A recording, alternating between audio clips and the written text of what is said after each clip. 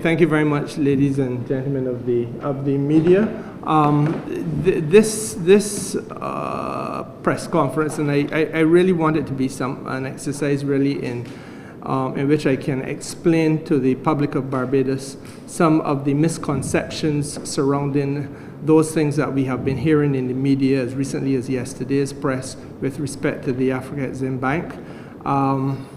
I believe that there are some genuine misunderstandings of what is involved here, and it is really important to bring some clarity. Now, the first thing is that there is an obvious, from the perspective of the government, an obvious importance with respect to the AFREXIMBANK.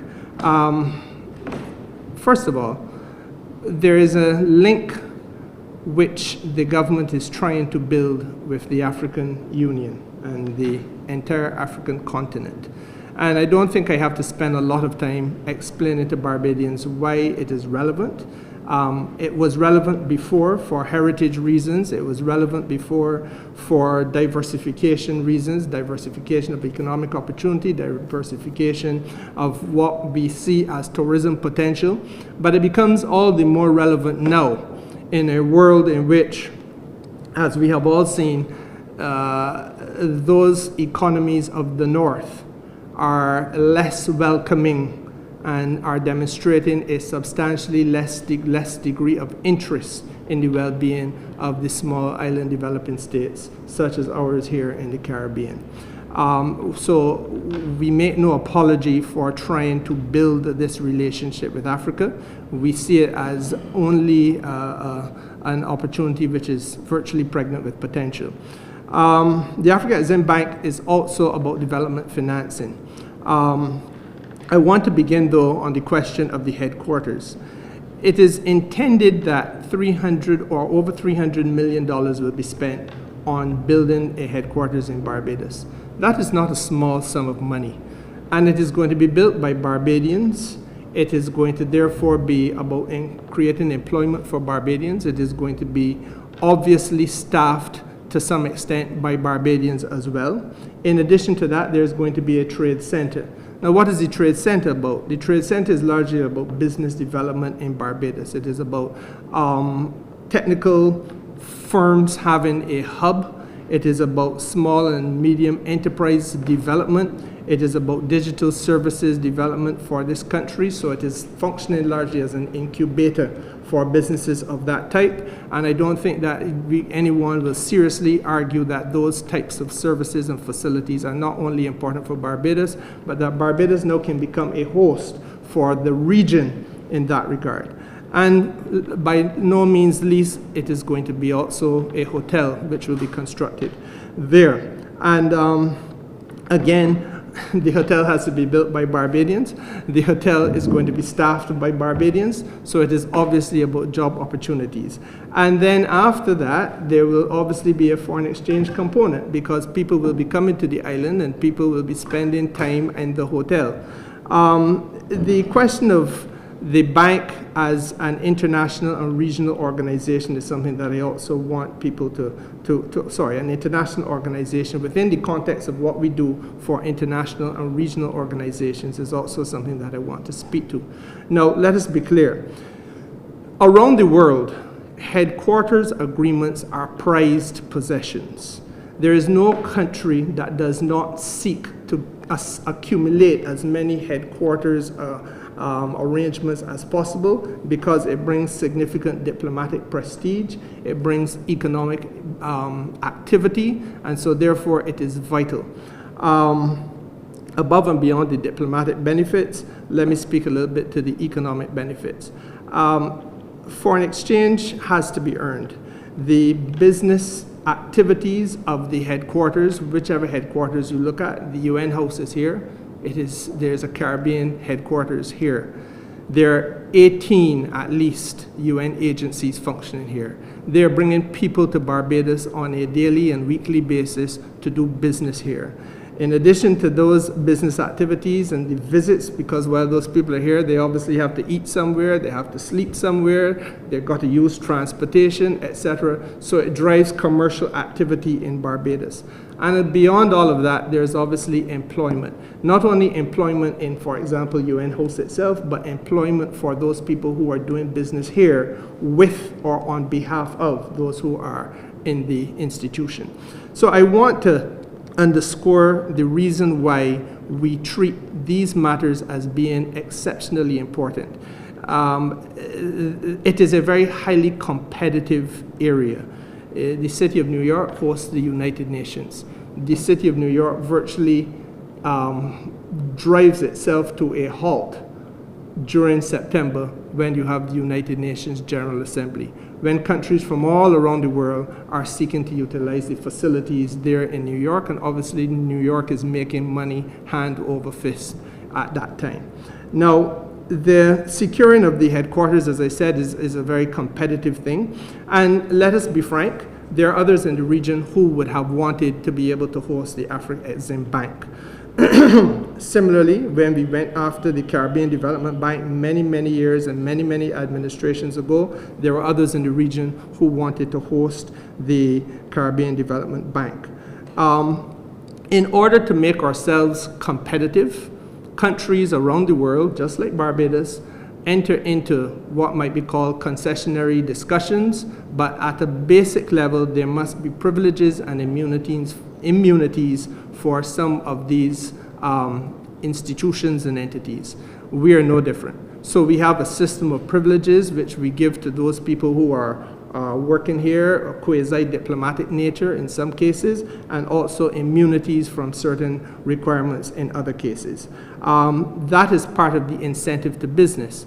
Now, this is something that I want to speak to again at some length because of what I saw in the press as recently as yesterday. And let us be frank, this country now cannot afford the luxury of playing just simple games of politics. Concessions to business is something that we all know exist. This is nothing new. And for a former Minister of International Business to be apparently forgetful of the fact that there is a category of persons in Barbados who today, and for a long time, for at least 2 decades, have not had to pay taxes because there has been a special carve-out of personal income tax for those persons who are working in certain categories of the international business sector. For that to be forgotten is extremely unfortunate. I want to say again that this is really not a matter which accommodates partisan political posturing. This is what we do. The international business sector has, from the time I entered political life in this country over 20 years ago, been the major financier of corporate tax revenue for Barbados. That corporate tax revenue is what allows us to have lights on playing fields. It allows us to make sure that we are able to fix old people's homes. It allows us to make sure that the schools that have free education for our children are able to do so. The hospital care is financed through that corporation tax. It is nothing to play games about. So there's no novelty about saying that they are business concessions. And with the AFREXIMBANK, there is absolutely no difference. There will be concessions given, as there have been concessions given to the Caribbean Development Bank. Now, let us talk a little bit about some of what these concessions are, because with regard to concessions, you have to look at what you are getting. You don't just give concessions on an airy-fairy basis. For the AFREXIMBANK, it should be clear by now from all that has been said that the bank is coming here to help support trade development in this country. It is coming here to help promote investment into this country and by this country into other countries. It is also here to help support insurance for businesses which are doing work across borders, or in other words, export insurance. It is here to help promote the tourism sector. And in fact, there are some substantial loan discussions taking place in Barbados right now between players in our tourism industry and the AFREXIMBANK. And I find it deeply unfortunate, again, that this type of conversation does not take place when we speak of American investment, when we speak of French investment in this country, when we speak of British investment in this country. And it is perhaps time that we stop peeping up under ourselves and casting doubt about that from which we came. And as a people, we also have to be mindful of the fact that the African community, and I will speak to this a little bit more later on, the African community has reached out to the Caribbean and identified the Caribbean as the sixth dimension of Africa. The diaspora is now treated as the sixth dimension of Africa. So you would have Central Africa, East Africa, West Africa, North Africa, South Africa, and the diaspora. And it is really for us now to begin to engage rather than to find ourselves in this unfortunate position where we are about to welcome folks here as major investors in this region and in this country and treat them in a way in which we create the image that they are in fact less than welcome. Now, I want to speak a little bit also to the need for us to be transparent and factual about the privileges and immunities. And I've gone to the trouble of identifying some of them since I saw the article in the press yesterday. The Caribbean Development Bank, for example, has been here now for several decades. That bank was given land on which to build their headquarters. That was part of the agreement between the government of Barbados and the Caribbean Development Bank, of which Barbados is a member. So there is nothing new about a major financial institution being given land in order to conduct its business in Barbados. The Caribbean Examinations Council is headquartered here. We leased land to the Caribbean Examinations Council. The government of Barbados built the headquarters and pays the monthly lease on that headquarters. And we have been doing so since 2009. Again, this is why I have a difficulty with what I call posturing, because in 2009, the Barbados Labour Party was not in government. In fact, some of the principal critics of the Barbados Labour Party on this occasion were ministers of government back then. And so therefore, what we are seeing here is something that is really not transparent. The only difference between the AFREXIMBANK and that of CXC is that land is leased as opposed to given, but in the end of the day, we had to build the headquarters. We maintained the headquarters and we paid the lease on the headquarters. So that on a daily basis, as long as that CXC headquarters is here, that is a charge on the public purse of this country. I go further. That was a 1998 headquarters agreement which was negotiated by a previous government. And so again, there is a long pattern of these privileges and immunities being in existence in Barbados in order to provide suitable accommodation for those headquarters and those agencies that we want to be headquartered here. I use, for example, again, United Nations House. Crown land on that occasion was leased, though not given. The government of Barbados constructed the facility, constructed the building. If you've ever seen the United Nations House, it is several stories tall. Government of Barbados constructed that. And the government of Barbados continues to this day to pay the lease on that building and the utilities thereon. So therefore, the agreement was for rent-free accommodation for all of the UN agencies, maintenance of the premises, maintenance of the gardens, and obviously rent-free for them, but we pay the rent on their behalf. That again is the way in which these things work. And why do we do it? We do it to put ourselves in a position where we can be as competitive as possible, because the UN house need not have been in Barbados. It could have been anywhere else in the region. But it is the people of Barbados who benefit both directly and indirectly from having that facility located here. I give you another example. There is an agency known as the International Criminal Police Organization. It is more commonly referred to as Interpol. I think most people would have heard of Interpol. It is the world's most leading crime fighting agency. Interpol has a liaison office here. I make the point only in passing that I am deeply saddened to hear talk recently about corrupt practices in government when Interpol chose Barbados in order to do its business in this region, largely because the image of Barbados under this administration has been pristine and clear. Now, the government provides exclusive access by Interpol to the land on which the head office is built. It provided the offices and provides any other suitable installations which are required by Interpol. the Interpol cannot be dispossessed of any or all of the lands. So there has been effectively an alienation between, or a moving away from the state of Barbados to the Interpol agency for the use of that land. And I say all of that simply to say that there is tremendous precedent. There is a practice in this business. And there's really no need for us now to try to create a false impression that this is something new.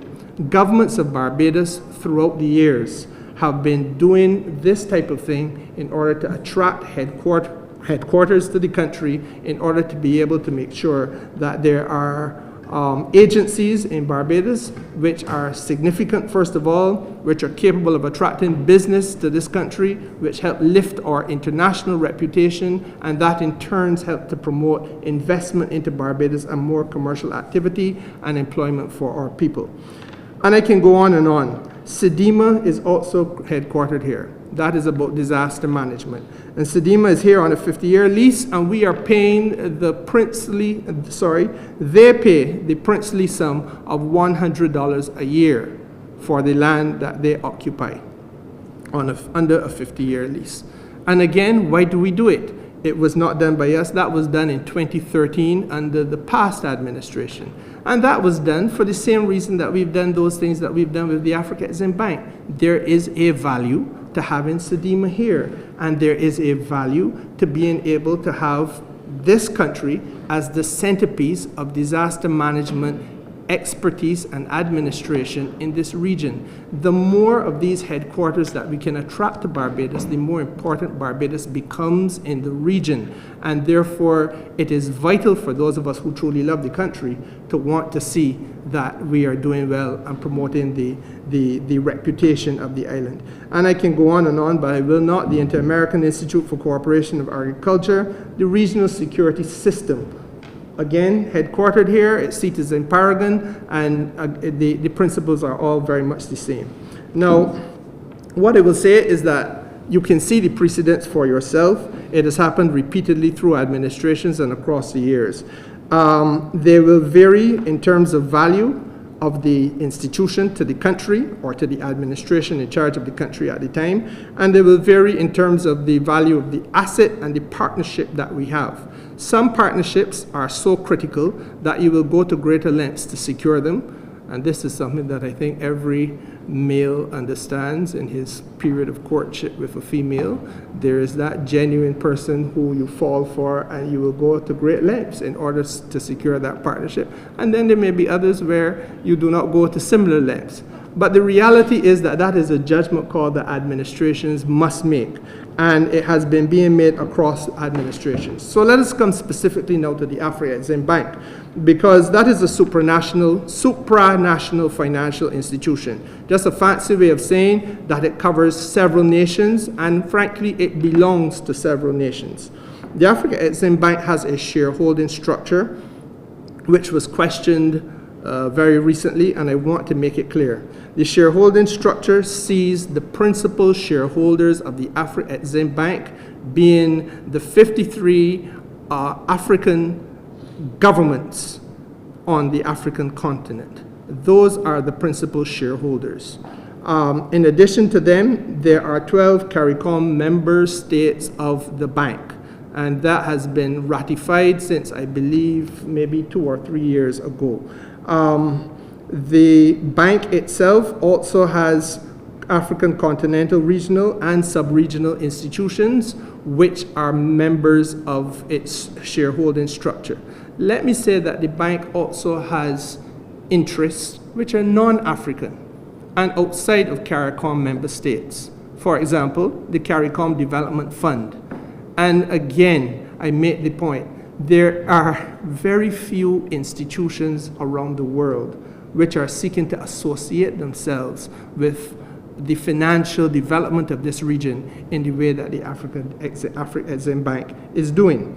There are obviously minority shareholders. Some of those minority shareholders are, in fact, private investors, And there is nothing wrong with that, because that is how major international institutions of a financial nature work. But the bank also has a series of directors, some of whom are some of the most prestigious financial heads in Africa. And may I say that the governor of the Central Bank of Barbados, Dr. Kevin Greenidge, is an independent director of the bank.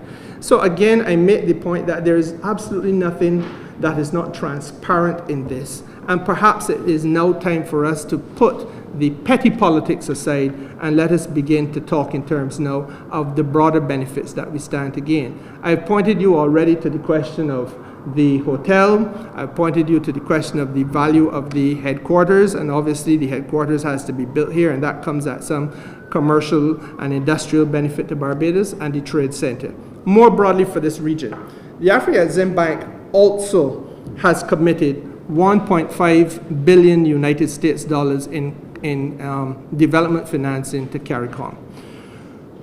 Upon all of the member states, the 14 member states signing on, as I said, 12 have signed on, that additional 2 signing on will carry the commitment of the AFREXIMBANK to this region to 3 billion United States dollars.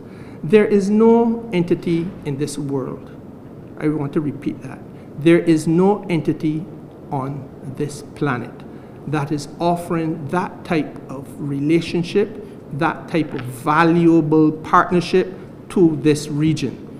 And it stands to reason, therefore, that it may be more useful for us to be speaking now about how we can capitalize on the opportunity that they're offering, rather than to look the gift horse in its mouth. And I think that the commitment of what is now 1.5 billion United States dollars, what will shortly become 3 billion United States dollars, not only is unmatched, but becomes even more valuable in the age of the current leadership of the North Atlantic countries, in which we now see at play. I want to repeat that again. It becomes even more valuable in this age with this current leadership of the North Atlantic.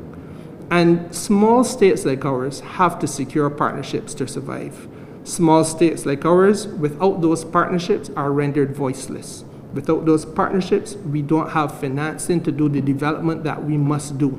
Without those partnerships, we are literally little rocks in the Caribbean Sea, in our case, which have little or no future. And so therefore, we go after the partnerships seriously with a view to protecting the future of the people of Barbados, and by extension, the people of this region. And that is really where we stand on the question of the AFREXIMBANK. I would want to pause at this stage to answer any questions that you all may have. Carver, Manzi Nation News. Yes. Minister, I know you mentioned that there has been some transparency ahead of this deal, and you mentioned the precedent that would have taken place.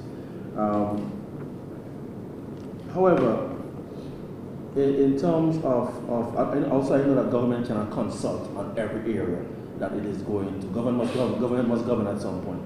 But given the prime location and the value of the land, do you think that this was something that could have benefited from some public consultation ahead of that? There is a valuation from the Barbados Revenue Authority, which, if I remember correctly, is somewhere around the vicinity of $17 million. I speak subject to correction on that, but I believe that that is what the valuation is. I want to say, though, that with regard to that land, and I think most Barbadians know where this land is, that piece of land has been, since I am sure was a teenager, unoccupied and unused. That is over 30 years ago. That piece of land has not, you can't tell me of any enterprise that was functioning on that piece of land.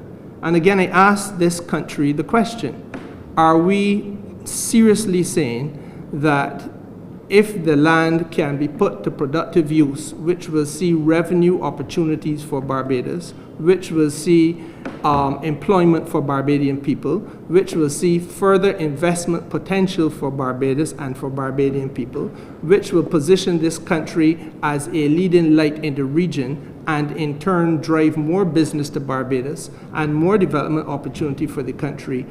Are we seriously saying that a piece of land which has lain idle for in excess perhaps of 35 years is something that we are going to maintain this posture about? In the view and in the context of the fact that the same entity which will benefit from that land is also committing itself in unprecedented terms, in terms of dollars and cents, to this country and to this region's financial development. But I mean, the question still stands in hindsight. Well, the question can be asked, but I mean, I'm trying to give you the answer. Yeah, and if you're saying to me that you would have wished that there had been more dialogue, I think perhaps yes, we could have more dialogue. And I'm always one for more dialogue. But I also feel that there has to be merit in, or you have to try to see whether there's merit and substance in argument. And in this particular case, while I hear the argument for dialogue, I am not seeing that there's a lot of merit, because if we do not go to great lengths in order to secure the bank, then the bank, quite frankly, may have ended up in the Bahamas. The people of the Bahamas will have had to make their own determination on what benefits and concessions they're going to give. Let me be straight with this country. The AFREXIMBANK in Barbados has gotten less concessions than they get in Cairo, Egypt, which is the principal headquarters, or in any other of the 53 African states. We have given less concessions than continental African states have given.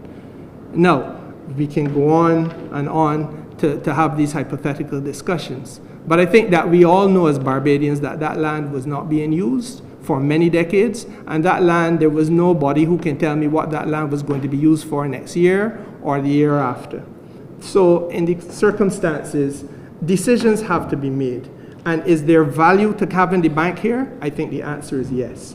Is the value here tremendous and significant? I think the answer is yes. Do we have an alternative which is comparable to what the bank is offering us? The answer is no. Should we let that opportunity go a-begging? I believe the answer is no. With regards to that site in particular being part of the UNESCO World Heritage Site, there were some concerns that when you change it, that it takes us away from remaining as a World Heritage Site. Can you speak to that? Well, I don't know that I wouldn't say that we have agreed to change anything. I think that the bank will have to decide, and the town planning will have to approve what the building infrastructure is going to look like. That has not yet happened. But I do take the point that as a World Heritage Site, we have to do a lot more to develop that site and to promote it as quite frankly, a tourism or product in Barbados. But that brings me to another very important question that Barbadians must now seriously ask themselves. If you look at the greater Bridgetown area, especially along the coastline of this country, what percentage of that coastline is empty warehouses, completely underutilized, having no productive value for the average Barbadian, not employing anybody, just sat there from the time I was a little child, looking exactly as they look today?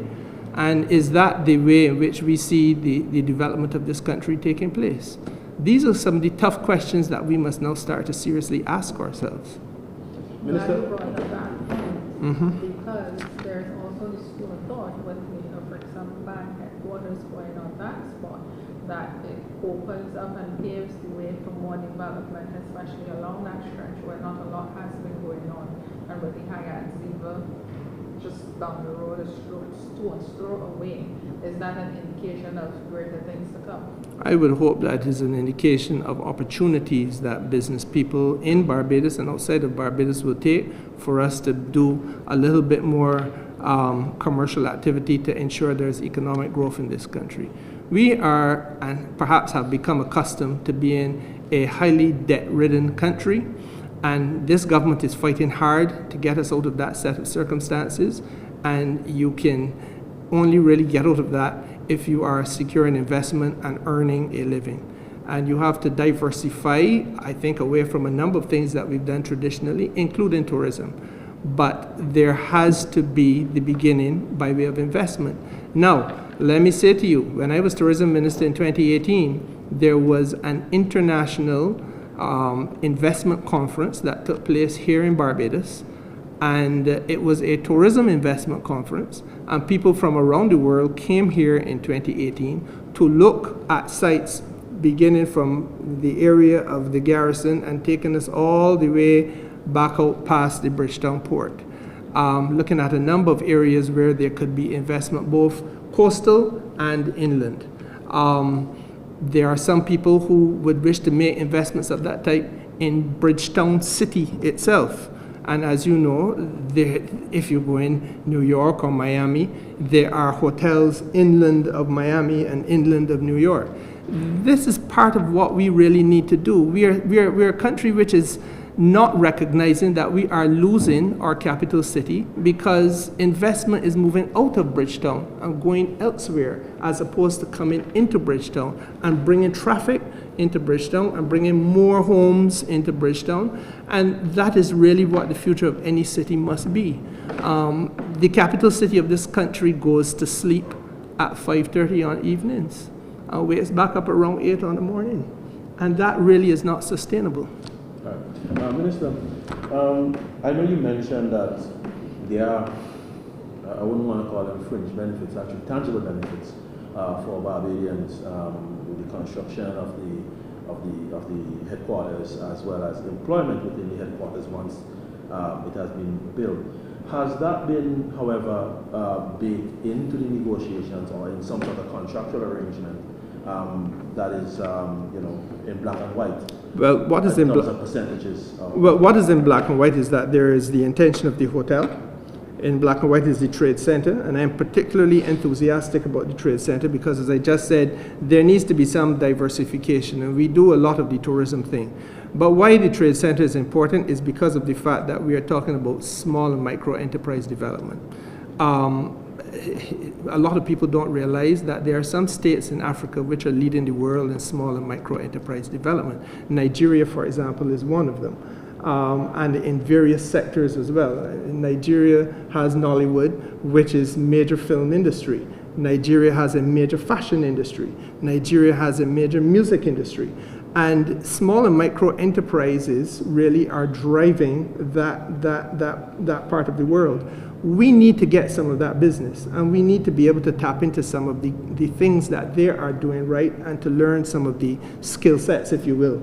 So that the trade center is aimed at that. It is also aimed at enhancing our digital enterprise development. And we know again that the use of technology, AI, robotics, etc., is all part of what the future of the world must be. But again, I ask the question of Barbadians. Where are we seeing that made available to the young businessman who has already left school, maybe 25, 30 years of age, seeking opportunities, but does not necessarily have the know-how, but he has the passion and the desire? The guys who can take this, and I almost picked up yours, but you're recording. The guys who can take this, pick it down, put it back together, do all sorts of things with it in quick time. But you have to take them to a level now where they are writing software, where they're not just buying other people's programming and software, but they're selling it because that is the intellectual property that they're creating. That must be the economy of the future. And that is really part of what the bank is coming here via the Trade Center to be able to help harness that potential, identify where the skill sets exist, lift them to the next level, and unleash that potential as revenue earners, foreign exchange in particular for this country. Yeah? You good? Yeah. Okay, thank you.